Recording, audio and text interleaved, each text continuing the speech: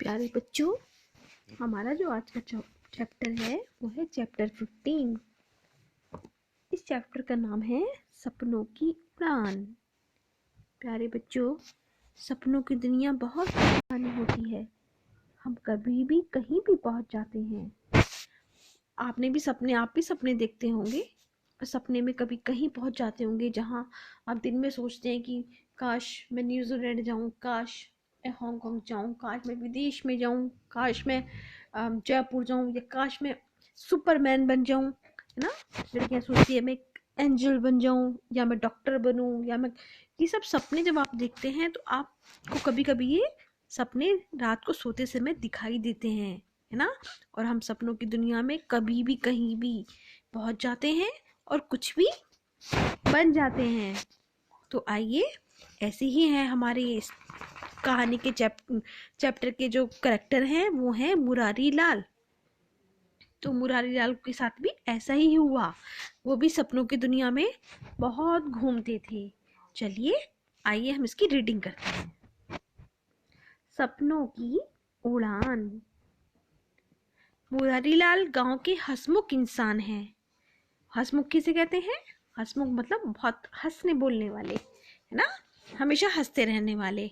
तो मुरारी लाल गांव के हंसमुख इंसान हैं।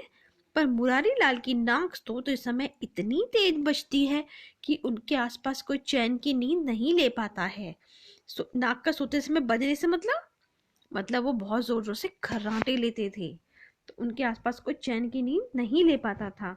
ये तो ऑलमोस्ट आपके साथ भी होता होगा कि अगर कोई आपके घर में बहुत जोर से खर्राटे लेता है तो आप भी आराम से नहीं सो पाते हो।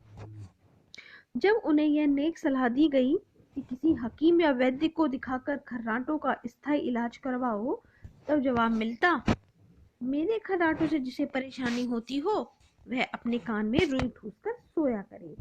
मतलब जैसे ही उन्हें लोग कहते थे कि आप बहुत तेज खर्राटे लेते हो, ये सही बात नहीं है, आप ऐसा करो, किसी डॉक्टर को दिखाओ, किसी हकीम को, वैद्य को दिखाओ। तो उन्होंने क्या जवाब दिया उनको? जिसको परेशानी होती है मेरे खर्राटों से वो अपने कान में रुई ठूस कर सोया करे। गर्मी का मौसम था।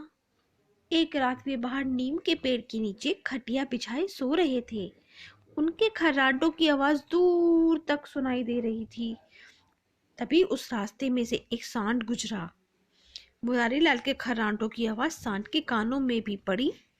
उसे लगा कि कोई दूसरा सांड उसे ललकार रहा है। इसका मतलब उनके खर्राटों की आवाज इतनी तेज थी कि सांड ने सोचा कि कोई दूसरा सांड यहाँ पर आ रहा है और उसे ललकार रहा है, उसे लड़ने के लिए उकसा रहा है।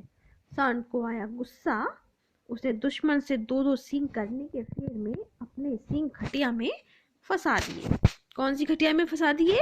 जिस पर मुरारीलाल सोए हुए थे और खर्राटे ले रहे थे जोर जोर से। खटिया ढलान के ठीक ऊपर बिछी थी। ढलान क्या होता है? स्लोप, यानी कि ऊपर से नीचे की तरफ। खटिया ढलान के ठीक ऊपर बिछी थी तो मुरारीलाल धड़ाम से गिरे और दूर तक लुढ़कते चले गए। सांड अपने सींगों में खटिया फंसाए उसे उठाता पटकता रहा। खर्राटों की रेल चुराने में व्यस्त मुरारीलाल सांड के हमले से तो बच गए, पर लुढ़कते समय एक पत्थर से टकराने से उनके सर में चोट आ गई। इस दुर्घटना से वे इतने डरे कि फिर घर के बाहर कभी ना सोने की कसम खा ली कि भाई अब मैं कभी घर के बाहर नहीं सोऊंगा। उधर गर्मी में घर में सोना हो गया मुश्किल, है ना। बहुत गर्मी थी तो घर में वो सो नहीं पाते थे, तो उधर गर्मी में घर में सोना मुश्किल था। तो उन्होंने सोचा कि क्यों ना पेड़ पर मचान बना ली जाए। मचान, पेड़ के ऊपर एक खाट फंसा लेते हैं और वो बहुत ऊंचा सोने का स्थान बन जाता है ना। गाँव में तो ऑलमोस्ट लोग बना लेते हैं, ठीक है। कब बनाते हैं? जब उनके खेतों में फसलें उगती हैं तो फसलों की रक्षा के लिए वो क्या करते हैं? खेतों में ही सोते हैं। तो ऊंचा, जिससे कि नीचे कोई जंगली जानवर ना आ जाए। अगर नीचे सोएंगे तो कोई जंगली जानवर भी आ सकता है, ठीक है। तो वो क्या करते हैं? ऊंची मचान बना लेते हैं। तो उन्होंने भी सोचा कि क्यों ना पेड़ पर मचान बना ली जाए। अगले ही दिन 4 बांस जोड़कर उस पर खटिया टांग ली। बन गई मचान। ऊपर चढ़कर सोने में आनंद ही आनंद।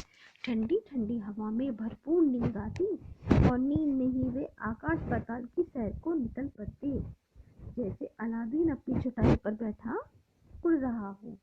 एक रात मुरारी लाल ने स्वप्न के सहारे किसी बड़े शहर की सैर का मन बनाया, है ना। बस इधर मन में यह विचार आया, उधर निकल पड़े शहर की ओर। शहर में चारों ओर बत्तियों की जगमगाहट, सब और चहल पहल। वे उड़ते हुए मुग्ध भाव से शहर को देख रहे थे। सब कुछ भला भला सा लग रहा था, भला भला बहुत अच्छा लग रहा था। मन ही मन उन्होंने तय किया कि अब गांव में तो रहना ही छोड़ दूंगा, इसी शहर में आकर बसूंगा। एक सुंदर सा घर बनवाऊंगा, उसमें चारों ओर बत्तियां लगवाऊंगा और एक बढ़िया सी गाड़ी लूंगा। यही सब सोचते हुए मुरारी लाल उड़े चले जा रहे थे। एक मैदान में रामलीला का मंचन होता दिखाई दिया। मंचन यानी कि स्टेज पर रामलीला आपने भी देखी होगी, ऐसे ही रामलीला हो रही थी। वे उड़ते उड़ते रामलीला देखने लगे, बहुत अच्छा लगा। लक्ष्मण को शक्ति बाण लगा था। हनुमान जी उनके उपचार के लिए पूरा पहाड़ उठाए चले रहे थे। ये तो आप भी जानते हो कि रामायण में जब लक्ष्मण को मेघनाथ ने शक्ति बाण मार दिया था तो क्या हुआ था, वो मूर्छित हो गए थे। हनुमान जी उनके उपचार के लिए, उनके किसी ने एक वैद्य सुशियन आए थे, उन्होंने बोला था हनुमान जी से कि कोई उनके लिए अगर संजीवनी बूटी ले आएगा तो वो ठीक हो सकते हैं। तो हनुमान जी उनके उपचार के लिए पूरा पहाड़ उठाए चले आ रहे थे। मुरारी लाल भाव विभोर होकर उस दृश्य में खो गए। भाव विभोर, वो बहुत उसमें खो गए, है ना, उस दृश्य में खो गए। भूल ही गए कि वे आसमान से रामलीला देख रहे हैं। कहते हैं ना, सावधानी हटी दुर्घटना घटी। ये कहाँ लिखा रहता है? जब हम रास्ते में जाते हैं तो जगह जगह पर साइन बोर्ड्स लगे रहते हैं ना, होर्डिंग्स लगे रहते हैं कि हमें वाहन चलाते समय सावधान रहना चाहिए। अगर सावधानी हटी तो तुरंत दुर्घटना होने में कोई वक्त नहीं लगता है। ऐसे ही कहते हैं, सावधानी हटी दुर्घटना घटी। मुरारी लाल के साथ भी अगले ही पल यही हुआ। बेध्यानी में, बेध्यानी मतलब उन्होंने कोई ध्यान नहीं दिया, बेध्यानी में खटिया एक ऊंचे खंबे से टकरा गई। मुरारी लाल मुंह के बल जमीन पर धड़ाम से गिर पड़े। चारों ओर हंगामा मच गया। पुलिस आई, उन्हें हथकड़ी पहनाकर थाने में ले गई। हवालात में बंद कर दिया गया। मुरारी लाल ने अनुनय विनय की, यह रहस्य भी खोला कि उन्हें नींद में उड़ने की आदत है, पर सब व्यर्थ गया। पुलिस को उन पर जरा भी दया नहीं आई। मुरारी लाल के हालात ऐसे कि काटो तो खून नहीं। उनके पास मुक्ति का एक ही उपाय बचा, सो अगले ही पल वे दहाड़े मार मार कर रोने लगे, ऊंचे स्वर में चीखने लगे, ऊंचे से ऊंचे स्वर में बचाओ बचाओ की रट लगाने लगे। मुरारी लाल का चीखना चिल्लाना सुनकर गांव के लोग उनकी मचान के आसपास आ जुटे। 2 लोग मचान पर चढ़े। उन्होंने देखा कि मुरारी लाल पसीने से तरबतर छटपटा रहे हैं और रह रहकर कुछ बड़बड़ा रहे हैं। यकायक बोले, यकायक अचानक, हे भगवान मुझे बचा लो, अरे सिपाही जी मुझे छोड़ दो, मैं अब कभी शहर नहीं आऊंगा, शहर में बसने के बारे में सोचूंगा भी नहीं, मेरे लिए तो मेरा गांव ही अच्छा है, बस आप तो कृपा करके मुझे एक बार माफी दे दो। गांव के लोग समझ गए कि मुरारी लाल अपनी आदत के मुताबिक नींद में कोई बुरा सपना देखकर हाय तौबा मचा रहे हैं। मचान पर चढ़े दोनों जन किसी तरह मुरारी लाल को नींद से बाहर लाए। उन्होंने मचान से नीचे उतारा, पीने को पानी दिया गया। अब मुरारी लाल को यकीन हुआ कि वे पुलिस के चंगुल में नहीं, अपने गांव में अपने लोगों के बीच में है, यानी कि वो देख रहे थे कोई सपना। ठीक है, वे कहीं उड़कर नहीं पहुंचे थे, बल्कि हमेशा की तरह नींद में उड़ने का सपना देख रहे थे। उस दिन उन्होंने 2 और कस्में खाईं।